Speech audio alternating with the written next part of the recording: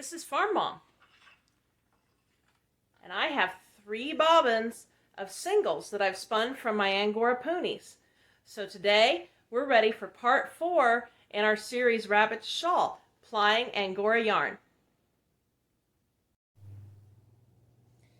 So today I have a new fresh bobbin without any yarn set up in my spinning wheel already, and I have my leader yarn out here ready to go. And over here I have a Lazy Kate with my 3 bobbins of singles. Now some people might wonder, why are we going to ply this yarn?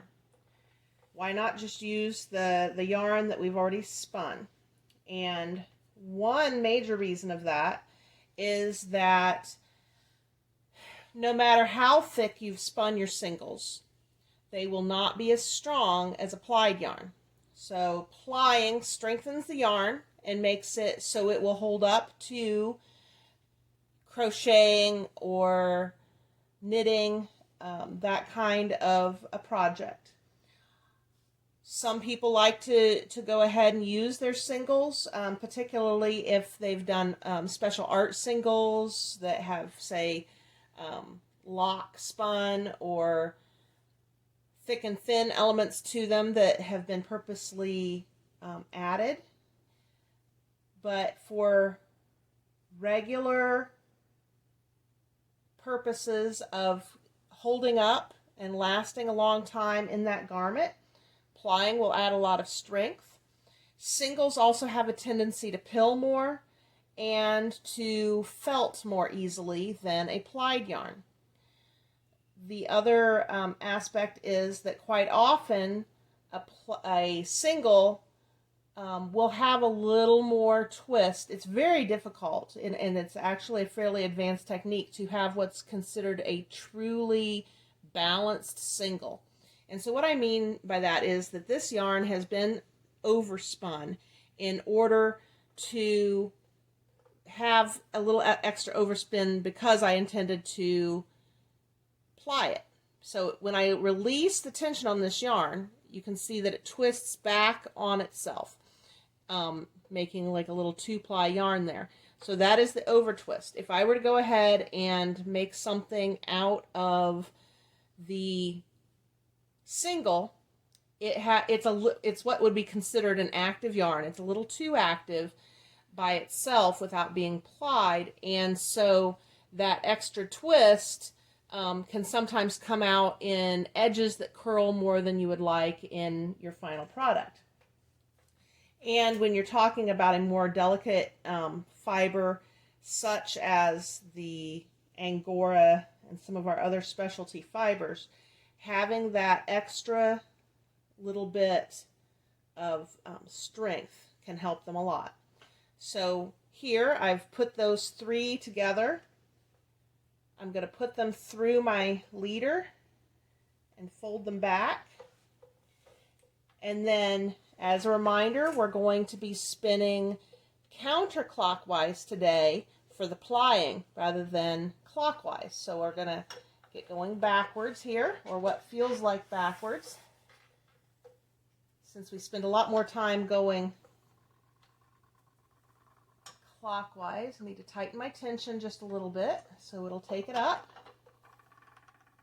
There we go.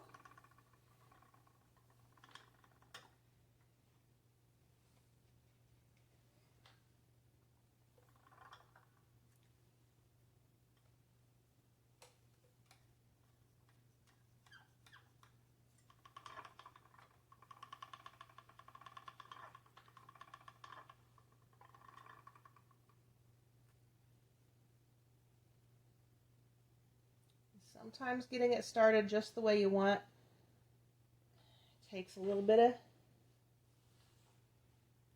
getting started.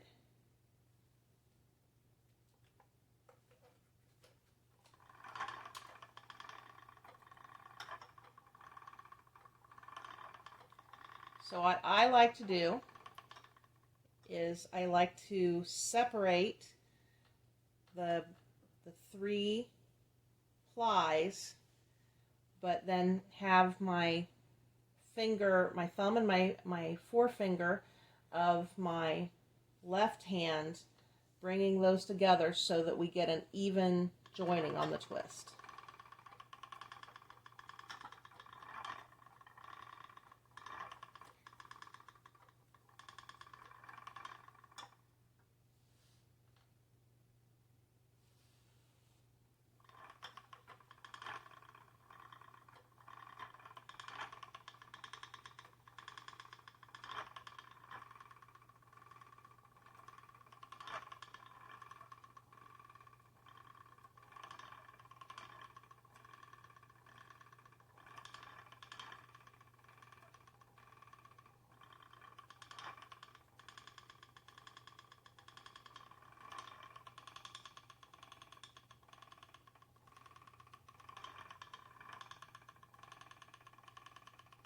So what I'm doing with my right hand here is I'm helping to keep tension between my left hand and my right hand, because otherwise, as the singles come off of the Lazy Kate, they have a tendency to go ahead and make some extra little loops, and I don't really want those extra little loops. I want a nice, smooth, very crochetable or knittable yarn for this project.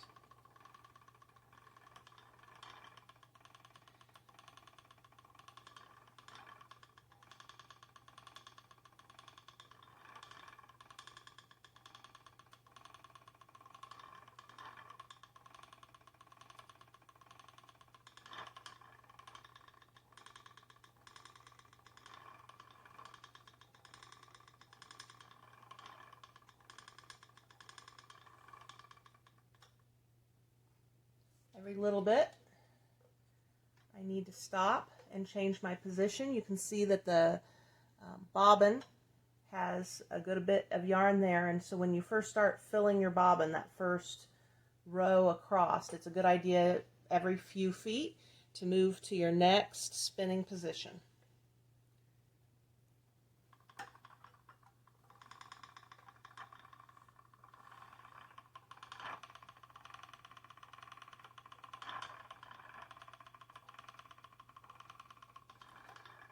What I'm doing today would be considered to be a straight plying technique, where I'm plying directly from several bobbins into the spinning wheel. There's another type of plying where you can simply have one single and you can do what's called chain plying, and that allows you to do plying when you have only a small amount of the fiber and you're making a smaller amount. It also is for those who maybe don't have that many bobbins. On this particular spinning wheel, I am limited to 3 ply because I only have 4 bobbins. So I can fill 3 with singles, and then I still have to have another bobbin to ply onto. And so I may be able to order some new bobbins. There is a gentleman who is making the Reeves bobbins, and so I need to get a few of those ordered, and I might be able to do a slightly larger ply, maybe a 4 or a 5 ply yarn. But right now I'm doing 3 ply yarns, and those work very well for me.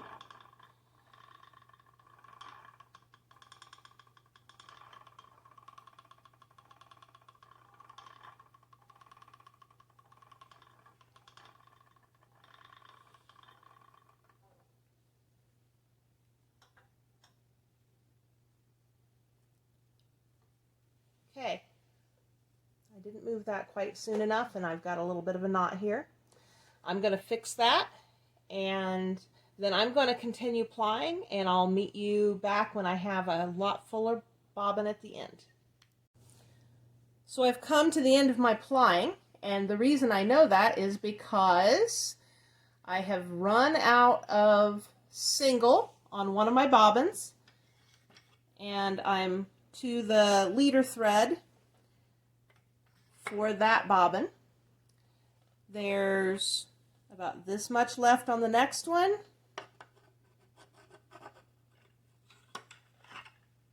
And there's about this much left on the next one. Now what I'll do with those leftovers on those other bobbins is I'll probably go ahead and chain ply those rather than just adding on to those. I could just go ahead and attach onto the end of those and spin additional singles, but this time I'm probably just going to chain ply those others to be able to move on to, you know, the next thing that I'm wanting to spin. So what I'm going to do here is I have my handy little set of nips that I keep attached to my spinning wheel, and I am going to cut that off of its leader thread, and then I'm just going to nip off those others right there. And I'm going to go ahead and just put a little knot here at the very end of the thread to kind of keep all those ends together, because if it were to start to unspin a little bit on me, then I could go ahead and you know, that'll just hold together at this point. So now we can go ahead and take that out. As you see, I have quite a full spool at this point. It was almost to the point where it wasn't going to take up anymore because it was just about to be rubbing there. So a nice full spool. And so my next step is that I am going to loosen my tension on the spinning wheel so that this pulls very freely, and I'm going to spin it, not spin it, but wind it onto my nitty knotty. So that's what's next.